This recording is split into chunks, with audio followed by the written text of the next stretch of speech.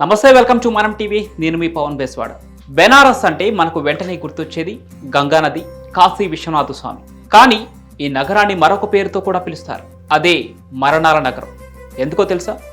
ఇక్కడే మణికర్ణిక ఘాట్ ఉంది కాబట్టి. ప్రపంచంలో ఎక్కడా లేని విధంగా ఈ చోటులో రాత్రి పగలు అనే తేడా లేకుండా శవాలు కాలుతూ ఉంటాయి. మణికర్ణిక ఘాట్లో మంట ఎప్పటికీ ఆగదు. ఆగితే యుగాంతమే అని చెబుతూ ఉంటారు. అంతేకాదు, ఈ మణికర్ణిక ఘాట్లో చాలా రహస్యాలే దాగున్నాయి. మణికర్ణిక ఘాట్లో జరిగే మిస్టరీస్ గురించి ఈ వీడియోలో తెలుసుకుందాం. పురాణాల ప్రకారం ఓ రోజు శివుడు, పార్వతీదేవి ఇద్దరు వారణాసిలోని గంగా తీరానికి వచ్చారు. అక్కడ స్నానం చేసేటప్పుడు పార్వతి చెవిపోగు గంగా నదిలో పడిపోయింది. శివుడు ఎంత వెతికినా ఆ చెవిపోగు దొరకలేదు. చివరికి కోపంతో ఇక్కడ పుట్టిన మంట ఎప్పటికీ ఆగదని శివుడు శాపం ఇచ్చాడట. ఇక్కడే శివుడు పార్వతికి ఓ మాట కూడా ఇచ్చాడు.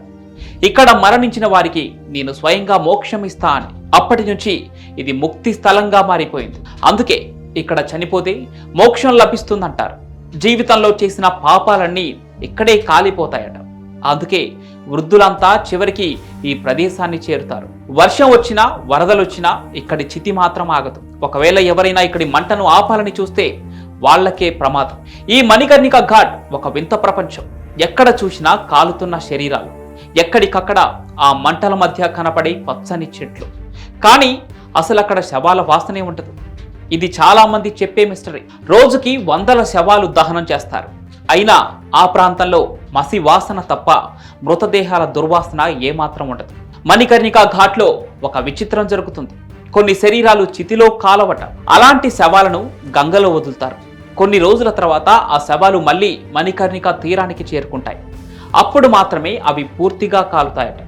అక్కడి ప్రజల నమ్మకం ప్రకారం అలా సగం కాలిన శవాలు వారి ఇంట్లో ఇంకొక వ్యక్తి మరణించే వరకు పూర్తిగా కాలిపోవని ప్రతీతి.